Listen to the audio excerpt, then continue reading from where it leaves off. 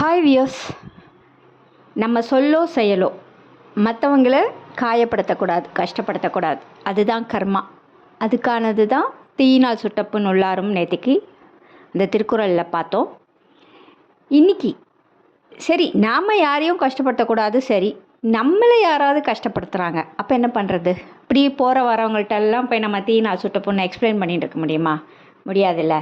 அப்போது நம்மளை ஒருத்தங்க கஷ்டப்படுத்துகிறாங்க, காயப்படுத்துகிறாங்க, அப்போ என்ன பண்ணலாம் சொல்கிறேன். அதுக்கு முன்னாடி இந்த சேனலை சப்ஸ்கிரைப் பண்ணாதவங்க சப்ஸ்கிரைப் பண்ணிவிடுங்க, ஷேர் பண்ணுங்கள். ஏன்னா தமிழை இப்போ யாருமே காது கொடுத்து கேட்குறதே இல்லை. இதை கேட்டாலே போதும், இதை ஃபாலோ பண்ணாலே போதும். இன்றைக்கி நடக்கிற அநியாயங்கள், சின்ன பசங்களே டீச்சரை அடிக்கிறது, வெட்டுறது, பசங்க வெட்டிக்கிறது, இதெல்லாம் பயங்கரமாக இருக்குது. அதெல்லாம் இல்லாமல் தடுக்கலாம். கொஞ்சம் தயவுசெய்து ஷேர் பண்ணுங்கள், லைக் பண்ணுங்கள், சரியா? ஓகே. இப்போ நம்மளை ஒருத்தங்க காயப்படுத்துகிறாங்க, கஷ்டப்படுத்துகிறாங்க, நமக்கு அது ரொம்ப கஷ்டமாக இருக்குது. அப்போது அவங்கள நம்ம தண்டிக்கணும்.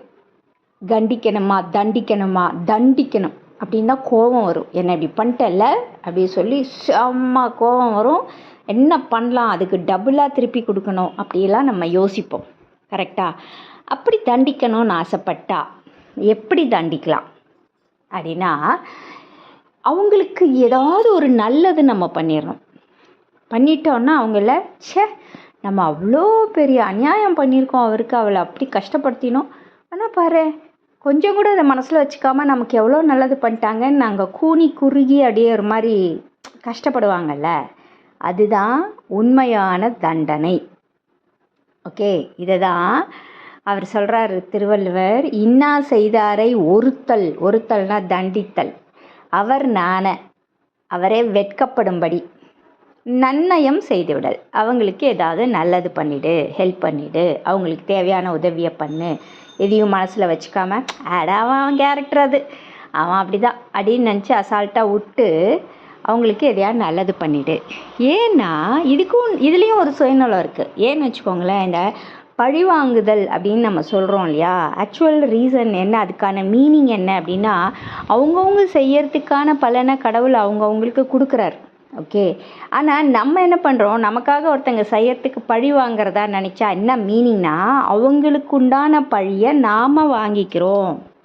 புரியுதுங்களா? பழியை அவங்க அனுபவிக்க வேண்டிய வினைப்பயனை பழியை அவங்களுக்கு நம்ம கெட்டது திருப்பி செய்யறதன் மூலமாக அந்த பழியை நாம் வாங்கிக்கிறோன்னு அர்த்தமா. அதற்கு பேர் தான் பழி வாங்குதல். புரியுதுங்களா? அதனால் யாராவது நமக்கு கஷ்டம் கொடுத்தா, காயப்படுத்தினா, திருப்பி அவங்களுக்கு நம்ம பழி வாங்கணும்னு நினைக்காம அவங்க வெட்கப்படுறபடி அவங்களுக்கு ஏதாவது நல்லது பண்ணிடுங்க. இதுதான் வள்ளுவர் சொல்கிறார். ஓகேவா? இன்னா செய்தாரை ஒருத்தல், அவர் நன்னயம் செய்துவிடல். ஓகே, இப்போது எழுத்துக்கள் நம்ம முடிச்சிட்டோம். அடுத்தது சொல்லுக்கு போகலாம். 4 வகை சொற்கள் இருக்குது. சொல்லுனாலே மீனிங் இருக்கணும். அது ஒரு எழுத்தாக இருந்தாலும் சரி, 2 எழுத்தாக இருந்தாலும் சரி, 4 எழுத்தாக இருந்தாலும் சரி, மீனிங் இருக்கணும். பொருள் தருவது சொல், ரைட்? அது 4. ஒன்று பெயர்ச்சொல், வினைச்சொல், இடைச்சொல், உரிச்சொல். பெயர்ச்சொல் உங்களுக்கு தெரியும், நவுன். இதெல்லாம் ஒரு விஷயத்தை மென்ஷன் பண்ண குறிப்பிட நாம் பயன்படுத்துகிற சொற்கள் எல்லாமே பெயர்ச்சொல். வினைச்சொல் ஆக்ஷன் வேர்புன்னு சொல்லுவோம் இல்லையா, காலையில் கண்ணை முழிக்கிறதுலேருந்து திருப்பி ராத்திரி தூங்குற வரைக்கும் நம்ம என்னெல்லாம் பண்ணுறோமோ அதெல்லாம் வினைச்சொல். நெக்ஸ்ட்டு இடைச்சொல். ஒரு வார்த்தைக்கு நடுவில் ஐ இதெல்லாம் வரும். அவனும் இவனும், அவனை அடித்தான், இந்த மாதிரி இடையில் ஒரு வேர்டு லெட்டரோ ஏதோ அந்த மீனிங்கை மாற்றுறது இடைச்சொல். இடைனா நடுவில், சென்டரில். ஓகே, இடைச்சொல். தென் உரிச்சொல். உரிமை, அதாவது ஒரு விஷயத்தை டிஸ்கிரைப் பண்ணுற மாதிரி. மாநகரம், கடிநனி, அந்த மாதிரி கடிநனி, அதெல்லாம் உரிச்சொல். ஓகே, இந்த பெயர் சொல் அப்படிங்கிறது 6 வகைப்படும். அதை நாளைக்கு நம்ம பார்க்கலாம். All the best, practice well.